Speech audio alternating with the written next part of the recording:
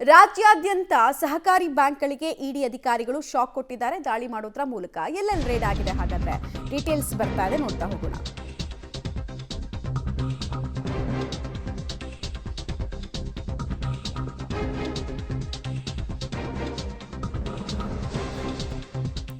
DCC bank ಅಧ್ಯಕ್ಷ ಮಂಜುನಾಥ್ ಗೌಡ ಸೇರಿದಂತೆ 8 ಕಡೆಗಳಲ್ಲಿ, ಶಿವಮೊಗ್ಗದ 8 ಕಡೆ, ಬೆಂಗಳೂರಿನ 2 ಕಡೆಗಳಲ್ಲಿ ಇಡಿ ಅಧಿಕಾರಿಗಳು ರೇಡ್ ಮಾಡಿದ್ದಾರೆ. 2018ರಲ್ಲಿ ಶಿವಮೊಗ್ಗದಲ್ಲಿ ಮಂಜುನಾಥ್ ಗೌಡ ವಿರುದ್ಧ ಕೇಸ್ ಆಗಿರುತ್ತೆ. ಕೋಟ್ಯಾಂತರ ಮೌಲ್ಯದ ಚಿನ್ನಾಭರಣವನ್ನು ದುರುಪಯೋಗ ಪಡಿಸಿಕೊಂಡಂತಹ ಆರೋಪ ಈ ವ್ಯಕ್ತಿ ಮೇಲಿರುತ್ತೆ.